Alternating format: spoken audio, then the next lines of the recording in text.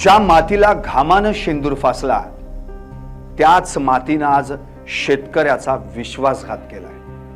पश्चिम महाराष्ट्रात अस्मानी संकट असं काही कोसळलं की सुखी संसाराची राख रांगोळी झाली। रक्ताचं पाणी करून फुलवलेलं पांढरं सोनं आज काळवंडलंय आणि गहू चिखलात गाडला गेलाय। साहेब, तुमचे पंचनामे होत राहतील, कागद रंगत राहतील, पण लेकरा बाळांच्या तोंडाशी आलेला घास हिरावलेल्या या बापाला आधार कोण देणार? पाहुयात आंबेगावचा हा थरकाप उडवणारा रिपोर्ट।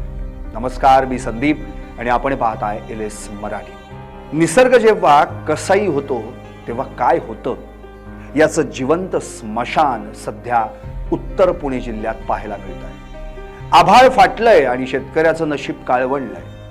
रात्रीच्या काळोखात आलेल्या त्या काळरूपी पावसानं आणि रक्ताच्या थारोळ्यासारख्या पडलेल्या टपोऱ्या गारांनी उभ्या पिकांची कत्तल केली आहे। वावरात आता पिकांचा सळसळाट नाही तर उद्ध्वस्त झालेली स्मशान शांतता उरली आहे। नजर जाईल तिथं फक्त विध्वंस। काढणीला आलेला कांदा गारांनी असा काही ठेचलाय की माती आणि पीक एकच झालंय। कलिंगडाच्या चिंधड्या झाल्या, सोन्यासारखा गहू जमिनीला कबाळलाय। उभ्या फळबागा मुळासकट उपटून फेकल्या। निसर्ग तर वैरी झालाच, पण आता एसीत बसलेली व्यवस्था या चिखलात पाय रोवून उभ्या असलेल्या शेतकऱ्याला सावरणार का? का पुन्हा एकदा मदतीची घोषणा फक्त कागदावरच जिरणार? काल आमच्याकडे मोठ्या प्रमाणामध्ये आमच्या भागामध्ये गारपीट झाली आणि ह्या गारपिटीनं अक्षरशः सगळे पिकं आहेत ती अगदी जमीनदोस्त झाली। मग त्यामध्ये आता मुख्यत्वे असणारं कांद्याचं पीक असेल, जनावरांचं चाऱ्याचं मक्याचं पीक असेल किंवा गव्हाचं पीक असेल, अशी सगळी पिकं त्या ठिकाणी जमीनदोस्त झालेली आपण या ठिकाणी पाहू शकता। कारण गेली 3-4 दिवस खरं तर पावसाचं वातावरण त्या ठिकाणी होतं, परंतु काल गारपीट इतकी भयानक प्रमाणामध्ये त्या ठिकाणी झाली की सगळी पिकं जमीनदोस्त झाली। आज आमच्या भागामध्ये मोठ्या प्रमाणामध्ये दुग्ध व्यवसाय आहे, सगळ्या शेतकऱ्यांकडे त्या ठिकाणी गाय आहे, परंतु आज जर पाहिलं तर ही जी मक्याची पिकं आहेत, मका असेल किंवा इतर चाऱ्याची पिकं असेल, ही सगळी जमीनदोस्त झाल्यामुळं आज संध्याकाळच्या चाऱ्याचा प्रश्न शेतकऱ्यांपुढं, जनावरांच्या चाऱ्याचा प्रश्न शेतकऱ्यांपुढं संध्याकाळचा उभा आहे। आणि अशातच आपण पाहतोय की आखाती देशामध्ये जे काही युद्ध चालू आहे त्या युद्धामुळे देखील दुधाचे दर त्या ठिकाणी खाली कोसळायला सुरुवात झालेली आहे।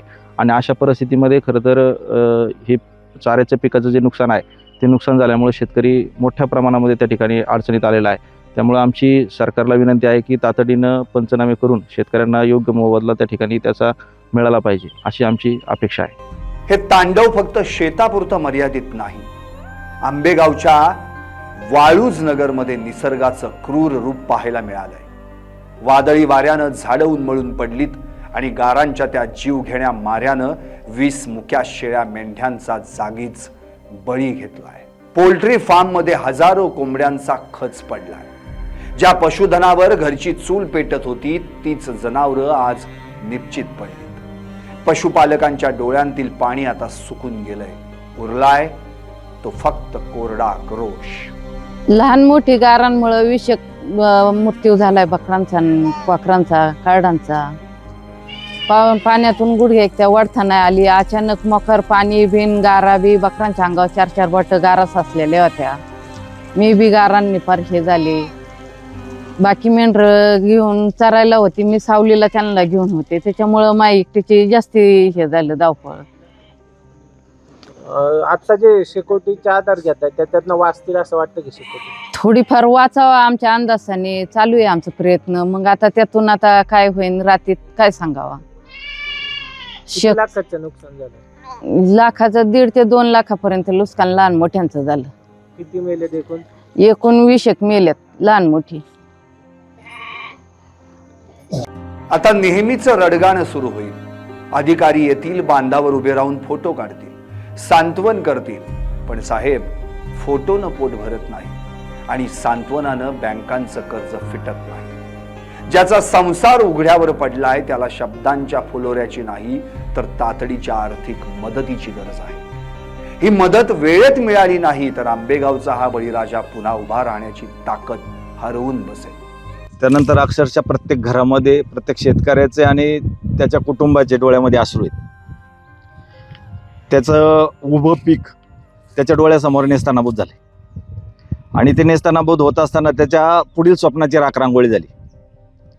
खरं तर शासनाने पंचनामे करावेत, परंतु त्याला पुढे जाऊन त्या शेतकऱ्यापर्यंत ती मदत मिळते का याचा देखील सखोल अभ्यास केला पाहिजे. पंचनामे झाले म्हणजे सर्व काही मिळतं असं होत नाही. कारण शेतकरी पण सर्व कागदपत्र जमा करेल, पाठपुरावा करेल, सगळे जे असतील ते शासनाचे फॉलो असतील ते निकष पूर्ण करेल, परंतु पुढील निकष शेतकऱ्यापर्यंत ती मदत निश्चितच मिळत नाही. 100% मी तुम्हाला सांगतो. मागील वर्षी गारपीट झाली होती तेव्हा मदत आली होती? शून्य, काहीच नाही मदत आलेली, काहीही मदत आलेली नाहीये. त्याच्यामुळं काय आपल्याला काही मिळतच नाही. हा शेतकऱ्यांचा भ्रम झालेला आहे. अक्षरशः या मीडिया समोर ज्या बातम्या होतात त्या बातम्यांचा देखील शासन काय गांभीर्याने घेते का नाही हा मोठा प्रश्न पडलेला आहे. आज जगाच्या तुमचं खरंच सांगतो, तुमच्या चॅनलच्या माध्यमातून तुम्ही जे काय आमच्यासाठी आज धावून येत आहे, संकट येतं त्यावेळेला तुम्ही धावून येत आहे आणि आमचं शेतकऱ्यांच्या व्यथा त्यांच्यापर्यंत पोहोचतात. पण साहेब खरंच सांगतो त्यांच्याकडे त्या बातम्या पाहण्यासाठी वेळ नाहीये असं प्रथम दिसतं आम्हाला. हजारो हातांना अन्न देणारा जगाचा पोशिंदा आज स्वतःच दाण्या दाण्यासाठी अगतिक झालाय. निसर्गाच्या या सर्जिकल स्ट्राईकनं शेतकऱ्याच्या कमरेचं हाडच मोडलंय. आता चेंडू मायबाप सरकारच्या कोर्टात आहे. सरकारनं आता फाईलचा खेळ न खेळता थेट शेतकऱ्याच्या पदरात मदत टाकावी हीच अपेक्षा. नीलम चापुडे, LS मराठी, आंबेगाव, पुणे.